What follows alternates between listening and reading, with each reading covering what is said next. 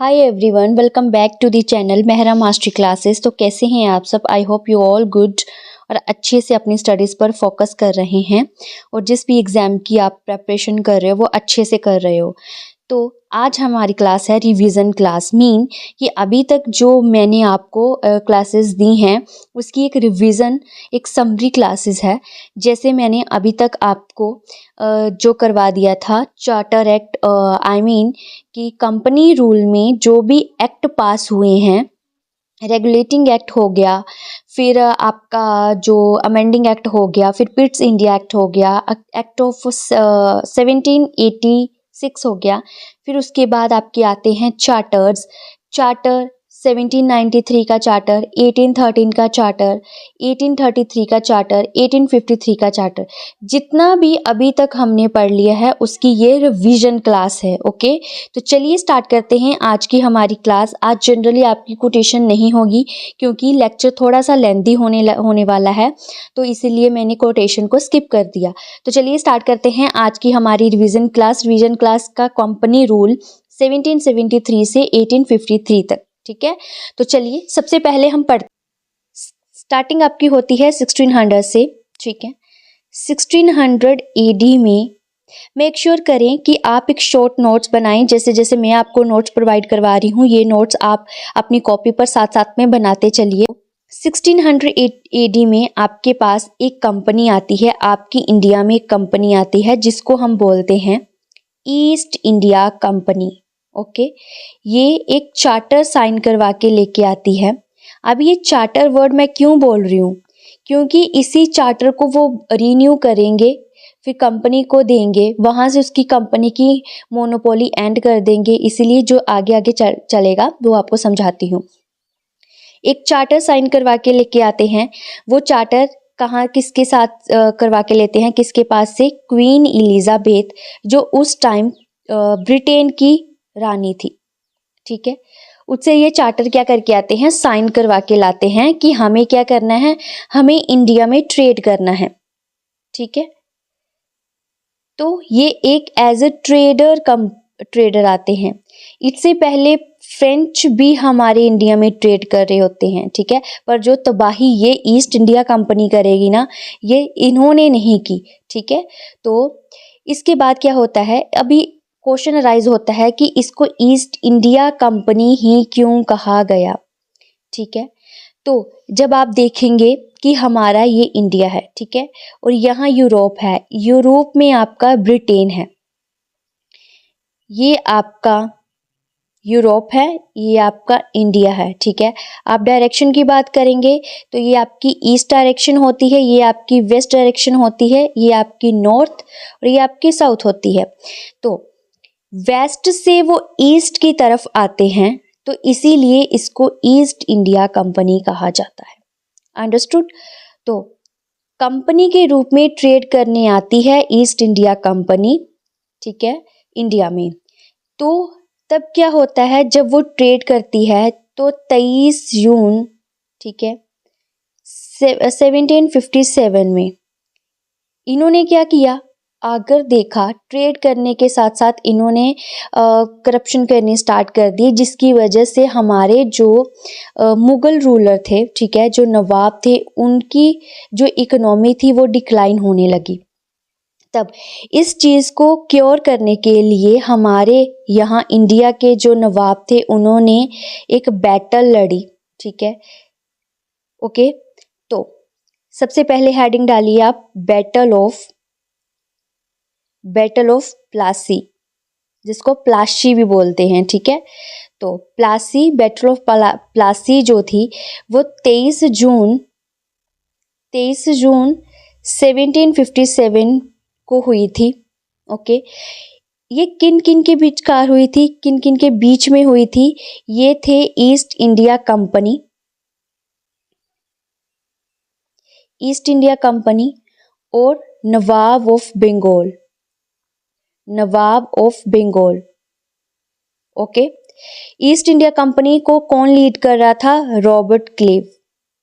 ये याद रखना, ये पॉइंट बहुत इंपॉर्टेंट है जो मैं आपको करवा रही हूँ। नवाब कौन था वहां का? सिराज उद दुल्ला, ठीक है। ये थे नवाब ऑफ बंगाल था सिराज उद्दौला और ईस्ट इंडिया कंपनी का था रॉबर्ट क्लीव। तो ये क्या आपस में इन्होंने वॉर की। इस वॉर के कॉजेज अगर समझे जाएं तो इस वॉर के कॉजेज क्या थे, ठीक है। मैं ज़्यादा हिस्टोरिकल बैकग्राउंड में नहीं लेके जाऊंगी क्योंकि हमें इस चीज़ को पढ़ना है पॉलिटी के रिलेटेड पढ़ना है, ठीक है। तो इस वॉर के कॉजेज थे वो क्या था, कॉमर्शियल राइवलरी। ओके, इसमें क्या था, जो फ्रेंच और ब्रिटिश, मैंने बोला ना फ्रेंच भी आए हुए थे ट्रेड करने, फ्रेंच और ब्रिटिश आए थे, ठीक है। उनकी वजह से टेंशन क्रिएट हो रही थी और जो नवाब था बंगाल का वो ब्रिटिशर्स पर, जो ब्रिटिश की ईस्ट इंडिया कंपनी था उस पर ट्रस्ट नहीं करता था। ओके, फर्स्ट कोज आपका हो गया। सेकंड कोज आपका आ गया पॉलिटिकल इंस्टेबिलिटी। इसमें क्या था,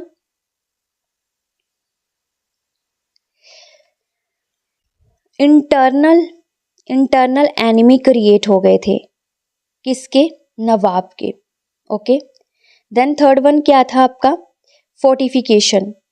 ब्रिटिश ईस्ट इंडिया कंपनी ने क्या किया कि बिना पूछे नवाब से फोर्ट बनाने स्टार्ट कर दिए अपनी बंगाल पर, ठीक है, अपने फोर्ट बनाने स्टार्ट कर दिए।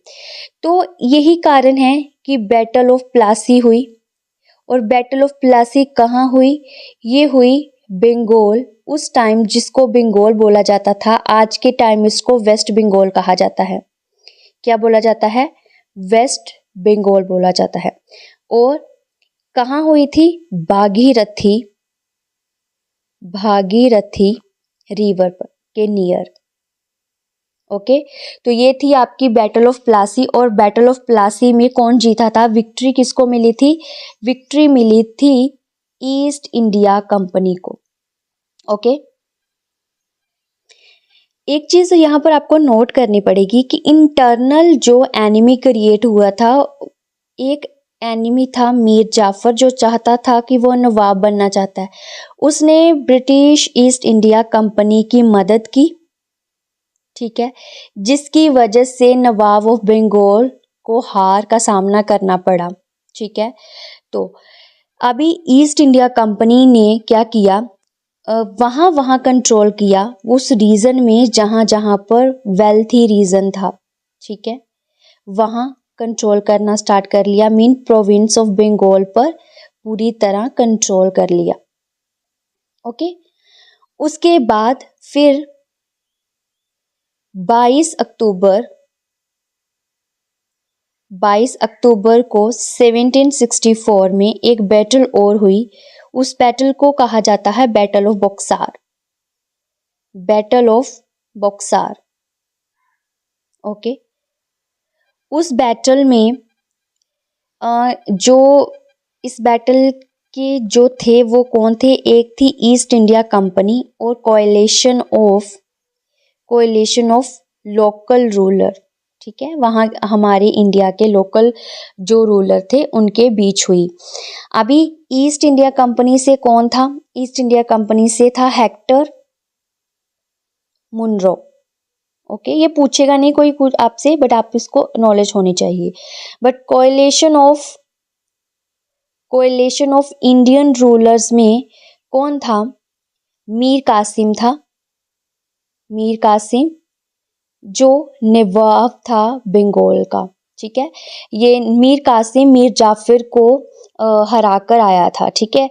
तो उसके बाद सिराज, अब इसको याद रखना, सिराज और सूजा वो दोनों अलग हैं, ठीक है,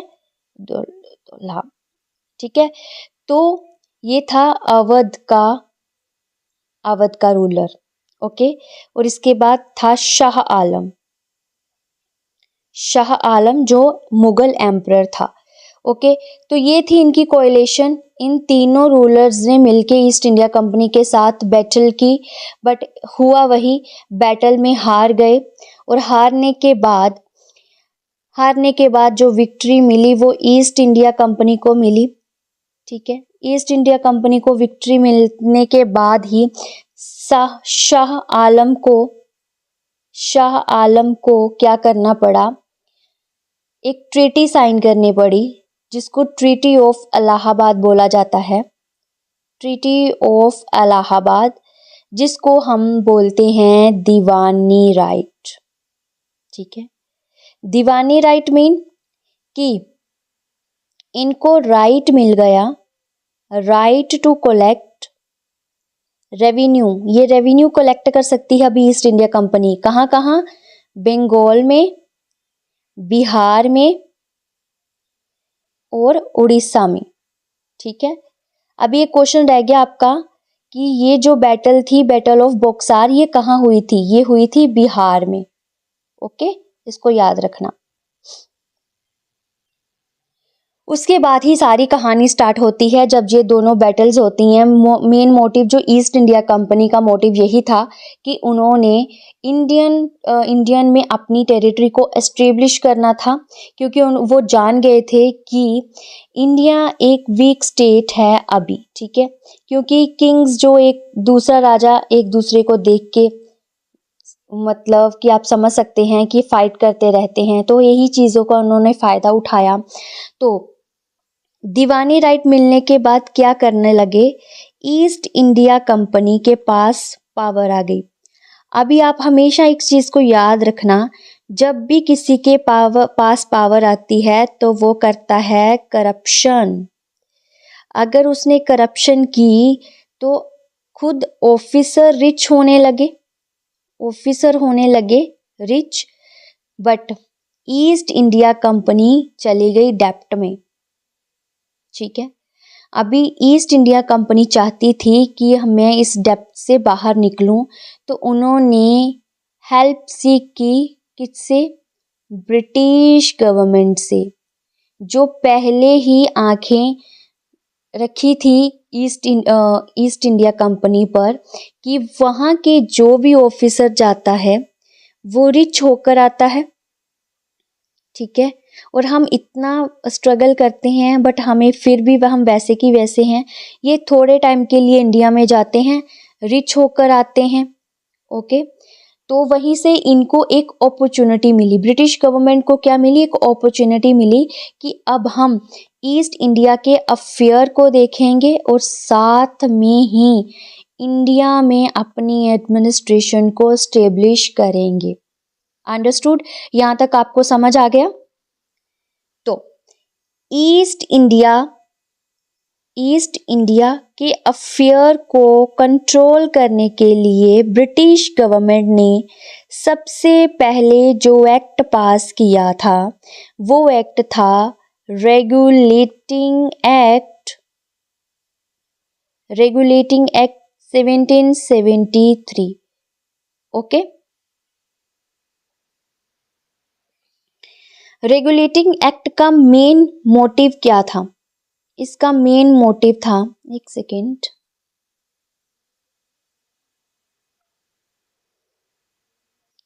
इसका मेन मोटिव था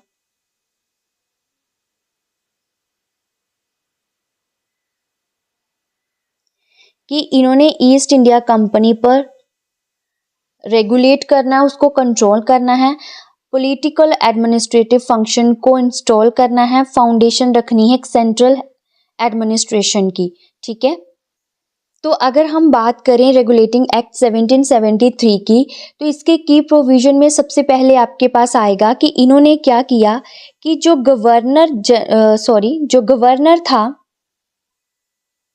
जो पहले गवर्नर था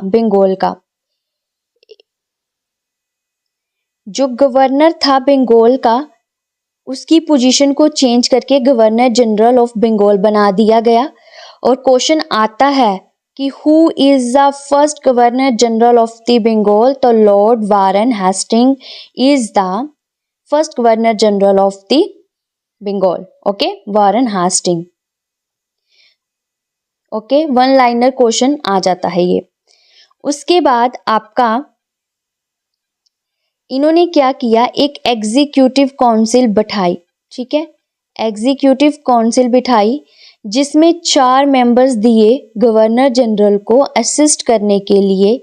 मीन अभी जो भी डिसीजन होगा ये पांचों मिलके लेंगे यस और नो की फॉर्म में। मीन मेजॉरिटी में जो हाँ कहेगा उसको माना जाएगा। ओके, इस पॉइंट को याद रखना क्योंकि इसी के बेस पर आगे जो 1786 का एक्ट आएगा वहीं इसको आप अच्छे से समझ सकते हैं।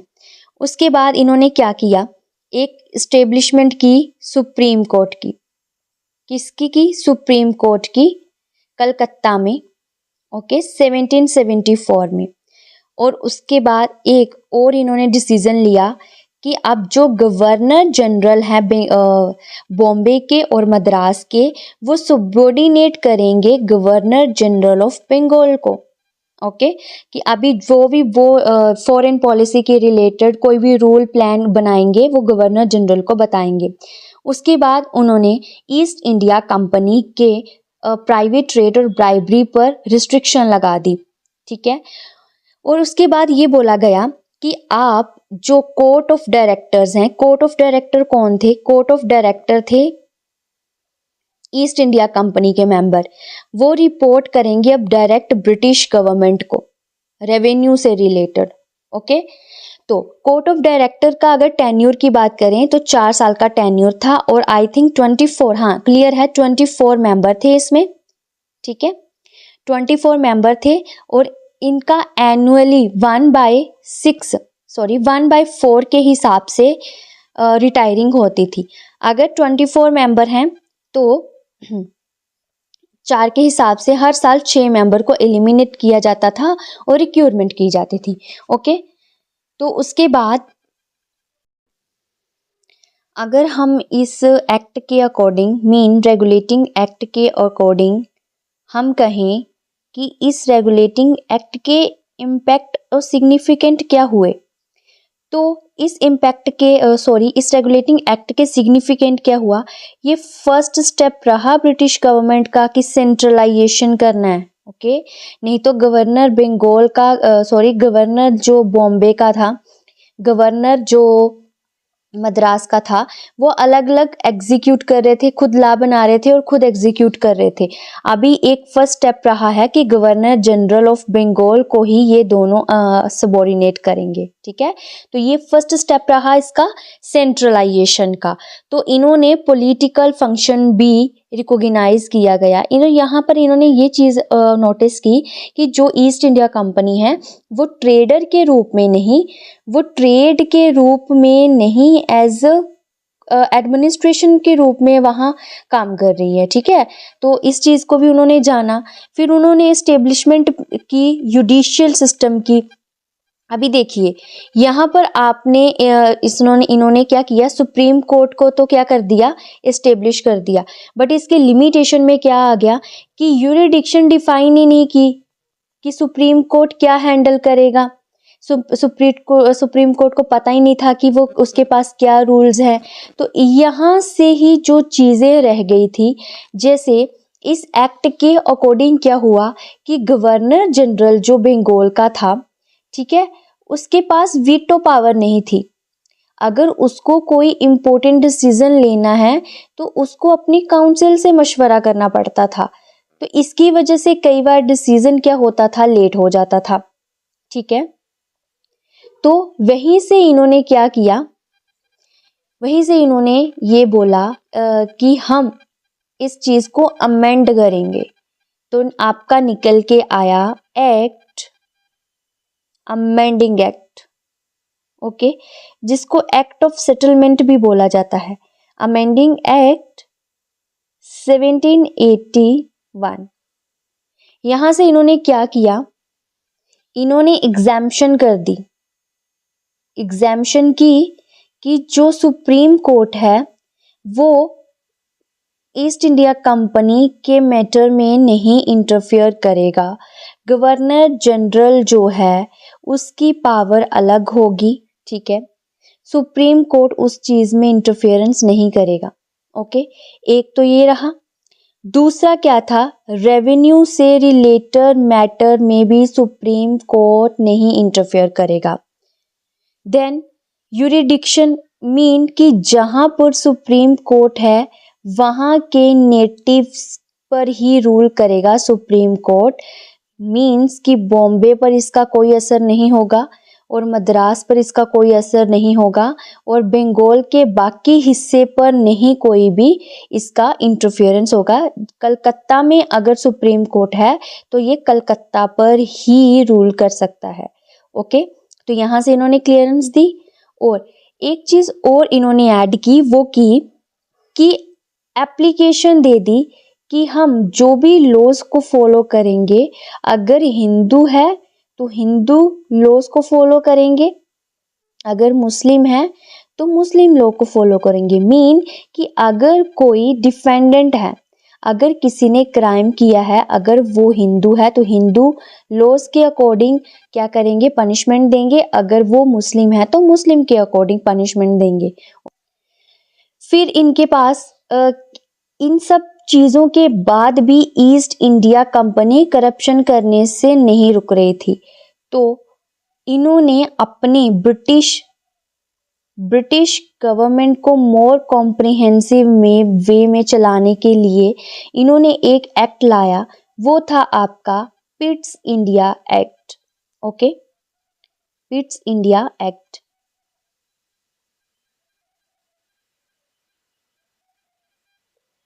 1784। इसमें क्या प्रोविजन लाए गए, इसमें प्रोविजन लाया गया ड्यूल कंट्रोल का। ड्यूल कंट्रोल स्कीम लाई गई, सिस्टम लाया गया कि बोर्ड ऑफ कंट्रोल और court of directors, board of control क्या करेंगे, ब्रिटिश गवर्नमेंट को रिप्रेजेंट करेंगे। ओके, और जो कोर्ट ऑफ डायरेक्टर हैं वो ईस्ट इंडिया को रिप्रेजेंट करेंगे। देन उन्होंने कमर्शियल फंक्शन को और पॉलिटिकल फंक्शन को डिफरेंशिएट कर दिया, मींस सेपरेट कर दिया। और इसके बाद इन्होंने क्या किया, गवर्नर जनरल की पावर को क्या कर दिया, इंक्रीज कर दिया। ओके, और ज्यादा इंक्रीज कर दिया। अभी कोई भी डिप्लोमेसी के रिलेटेड, वॉर के रिलेटेड कोई भी अगर अप्रूवल लेनी है तो वो गवर्नर जनरल से लेनी पड़ेगी। ठीक है। देन एक चीज इन्होंने और की कि इनके जो काउंसिल के मेंबर थे 4, जो गवर्नर जनरल ऑफ बंगाल को असिस्ट करने थे, उनको 3 कर दिया कि हम डिसीजन जो है वो इजी ले सके। ठीक है, मेकिंग इजियर करने के लिए। तो यहाँ पर इन्होंने 4 से 3 कर दिए।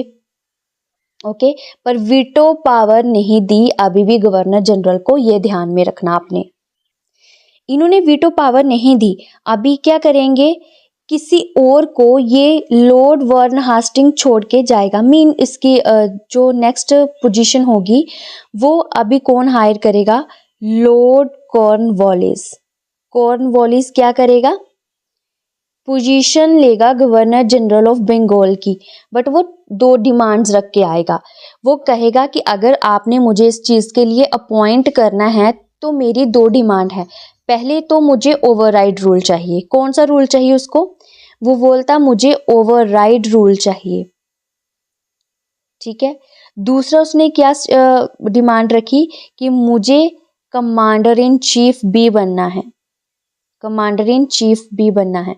तो ओवरराइड रूल का मतलब क्या था कि अब उसके पास वीटो पावर हो स्पेशल केसेस के लिए, कि अगर उसको इमरजेंसी में कोई भी डिसीजन लेना पड़े तो वो अपनी काउंसिल से मशवरा ना करे, खुद डिसीजन ले सकता है।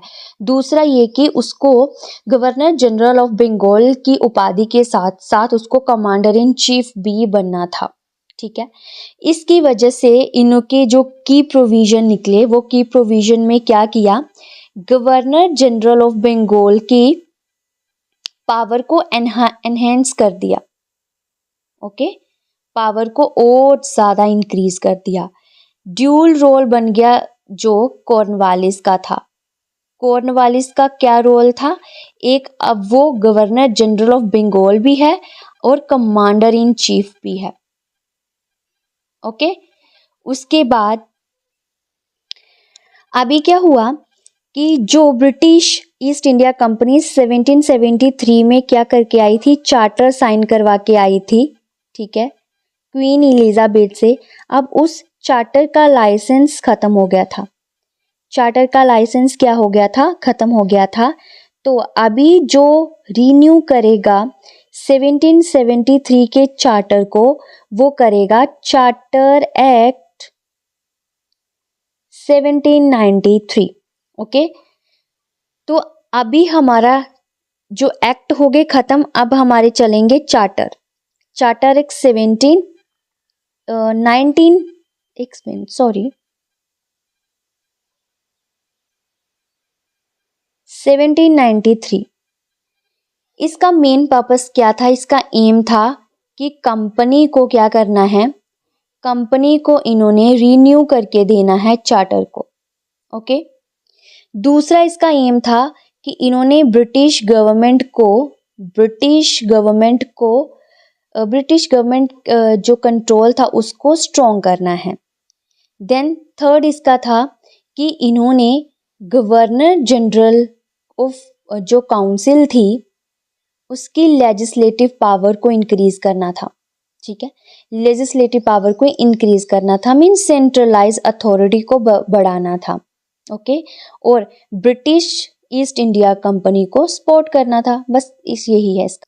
और अभी इसमें क्या किया गया कि एक चीज इन्होंने की कि पहले जो ब्रिटिश के जितने भी खर्चे थे वो ब्रिटिश गवर्नमेंट ही उठा रही थी।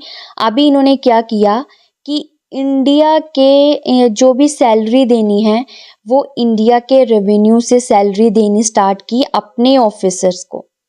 ओके, एक प्रोविजन इसका ये है। तो सुप्रीम कोर्ट को इन्होंने हाईएस्ट पावर घोषित कर दिया, हाईएस्ट कोर्ट घोषित कर दिया। ओके, तो उसके बाद इसका मेन मोटिव क्या था कि इन्होंने युडिशरी मीन सुप्रीम कोर्ट को, युडिशरी को स्ट्रेंथन करना था इंडिया में। देन अभी जो कंपनी की मोनोपोली थी, मोनोपोली इन द सेंस कि ईस्ट इंडिया कंपनी ही ट्रेड कर सकती है इंडिया में, अभी आगे चलकर इसकी मोनोपोली को ख़त्म कर दिया जाएगा।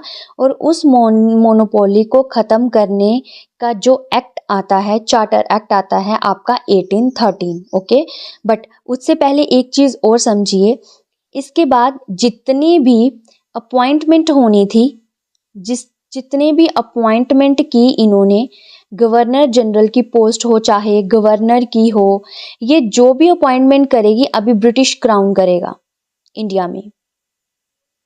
ओके, तो अभी आपका एक्ट आएगा चार्टर एक्ट 1813। इस चार्टर एक्ट के अकॉर्डिंग ईस्ट इंडिया कंपनी की मोनोपोली खत्म कर देंगे, ठीक है। अभी बाकी के मर्चेंट भी आएंगे, वो भी ट्रेड कर सकते हैं इंडिया में। देन कंपनी की अभी जो कंपनी थी, ईस्ट इंडिया कंपनी थी, उसको चार्टर रीन्यू कर दिया इस एक्ट के अकॉर्डिंग कि आप भी ट्रेड कर सकते हो टिल 1833 तक, ठीक है। तो ये मैंने आपको बोला था कि 20 ईयर्स की इनकी चार्टर एक्ट होते थे, ये 20 साल का देते थे। अभी इसमें एक चीज़ और आएगी कि ब्रिटेन के जो मिशनरीज हैं, ब्रिटेन के क्रिश्चियन मिशनरी थे, वो कहेंगे कि हमें भी इंडिया में जाना है, इंडिया में अपना ऑपरेट करना है, इंडिया में क्रिश्चियन मिशनरी को। ओके, उनको भी ये अलाउंस दी गई कि आप जाकर कर सकते हैं, चर्चेस बना सकते हैं, स्कूल्स ओपन कर सकते हैं, ठीक है। अपनी फिर इनके बाद इन्होंने कन्वर्जन्स भी स्टार्ट कर दी कि जो हिंदू मुस्लिम थे अपनी क्रिश्चियन में इन्होंने इन्वॉल्व करना स्टार्ट कर दिया। इन्होंने इस एक्ट के अकॉर्डिंग एजुकेशनल रिफॉर्म भी लेकर आए, ठीक है। बट एजुकेशनल रिफॉर्म के लिए इनको 1 लाख की ग्रांट मिलनी स्टार्ट हो गई, बट इनका कोई भी कॉन्क्रीट प्लान नहीं था कि कैसे एजुकेशन को लेके चलें, कि हमें वर्नाकुलर लैंग्वेज में ही पढ़ाना है कि जो वहाँ की नेटिव लैंग्वेज है उसी में पढ़ाना है, कि अपने सब्जेक्ट को पढ़ाना है। ठीक है, तो इसमें थोड़ी सी कंफ्यूजन थी, ये पूरी तरह से इम्प्लीमेंट नहीं हुआ था। उसके बाद एक लीगल एंड एडमिनिस्ट्रेटिव रिफॉर्म किया गया। मीन गवर्नर जनरल को क्या दी गई, वीटो पावर दी गई। ठीक है, और जो भी लॉ पास किए जाते थे वो पहले ब्रिटेन में जाते थे। ठीक है, ब्रिटेन में पास होते थे, फिर इंडिया में इम्प्लीमेंट होते थे, और इन्होंने इस लॉ को इंडिया में पब्लिश करने का फैसला किया कि अभी हम इसको पब्लिश करेंगे तभी इंडियन लैंग्वेज में भी करेंगे और इंग्लिश में भी करेंगे, तभी वहाँ के नेटिव इस एक्ट को अच्छे से फॉलो कर सकेंगे। ठीक है, अगर इस एक्ट के अकॉर्डिंग हम 1813 के एक्ट के अकॉर्डिंग देखें तो इन्होंने क्या किया था, इन्होंने सती प्रथा को भी अबॉलिश किया। ठीक है, इन्होंने चाइल्ड मैरिज को भी अबॉलिश किया। मेरे हिसाब से तो ये एक्ट के मुझे सिर्फ यही अच्छे लगते हैं कि इन्होंने उस टाइम पे इस जो प्रथा थी, सती प्रथा, इसको ख़त्म किया। बट उस टाइम के जो लोग थे जो इस चीज़ पर विश्वास करते थे, उनके लिए ये फ्रस्ट्रेशन थी। ठीक है, तो इसकी वजह से ही वहाँ से जो लोग हैं फ्रस्ट्रेट होकर रिवोल्ट करने आएंगे। ठीक है, तो इसके आगे आपका आता है 1833 का चार्टर एक्ट। 1833 का इस एक्ट में बहुत इम्पोर्टेंट चीज़ की गई कि कंपनी की जो ईस्ट इंडिया कंपनी की जो कमर्शियल एंटिटी थी वो कर दी इन्होंने बंद, और कहा कि अब आप ट्रेड नहीं करेंगे, आप क्या करेंगे, एडमिनिस्ट्रेशन फंक्शन देखेंगे ब्रिटिश गवर्नमेंट के एजेंट बन के। ओके, तो और इन्होंने सेंट्रलाइजेशन कर दिया। ठीक है, सेंट्रलाइजेशन कर दिया, और इन्होंने आइडिया को स्प्रेड किया कि जो ये सती प्रथा है ये गलत है, चाइल्ड जो मैरिज है वो गलत है। ठीक है, इन्होंने लीगल, सोशल और एडमिनिस्ट्रेटिव रिफॉर्म को लाने की कोशिश की इंडिया में। ठीक है, और ईस्ट इंडिया कंपनी का कमर्शियल ऑर्गेनाइजेशन प्योरली अब चेंज हो गया गवर्निंग बॉडी में, जो ब्रिटिश पार्लियामेंट के कंट्रोल में था। ओके, तो अगर आप देखें तो इस एक्ट को 1833 के एक्ट को हम सेंट हेलेना एक्ट 1833 भी बोलते हैं। ओके, इस एक्ट के अकॉर्डिंग ही गवर्नर जनरल ऑफ बंगाल को अब गवर्नर जनरल ऑफ इंडिया बोला जाएगा।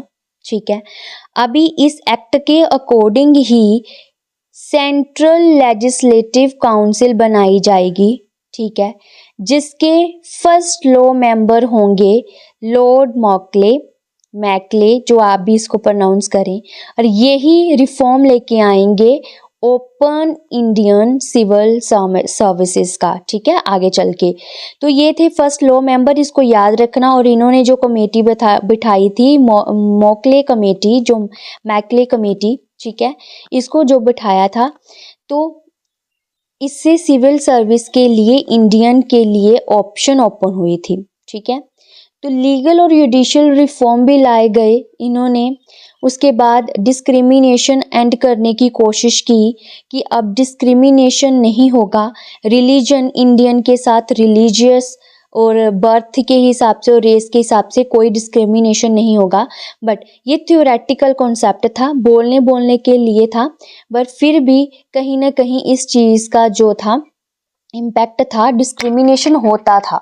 ओके, फिर लाया गया चार्टर एक्ट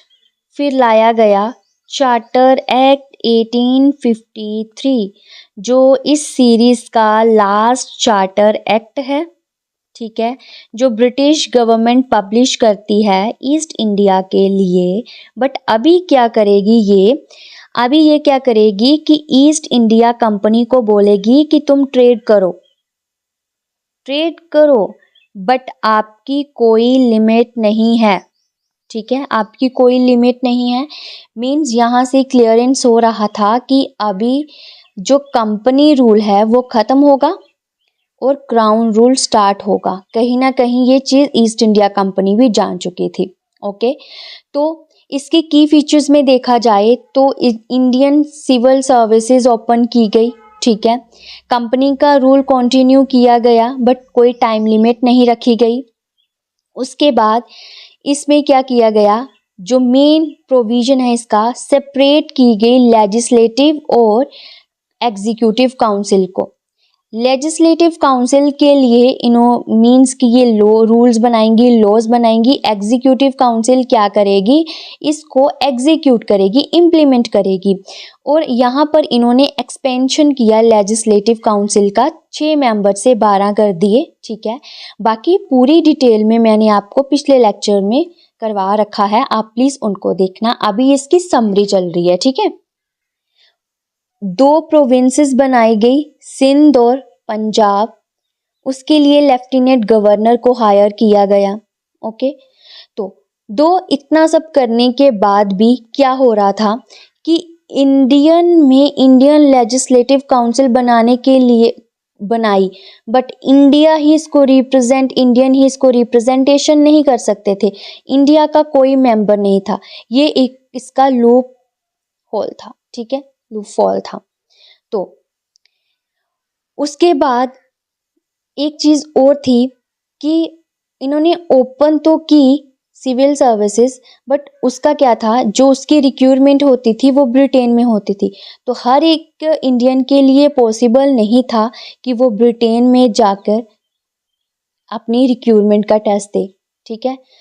तो कहीं ना कहीं ये एक इसका ड्रॉबैक भी रहा है कि ईस्ट इंडिया कंपनी ने ओपन तो कर दी, बट उसमें इतने ज़्यादा इंडियन नहीं रह सके हायर पोस्ट पर।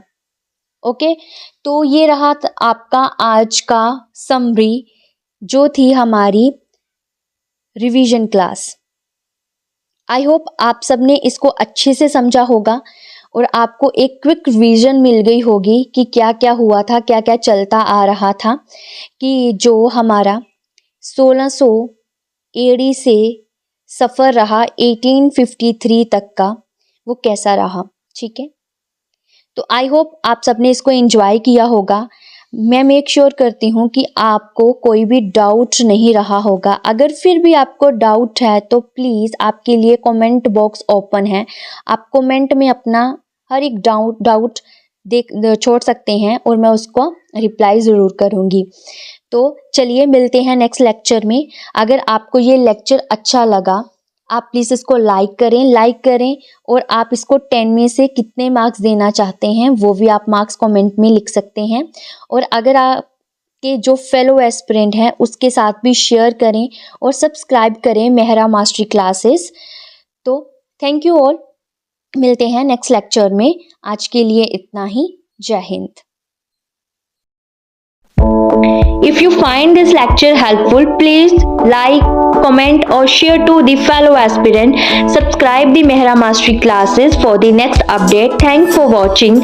I'll see you in the next video. Bye everyone. Jai Hind.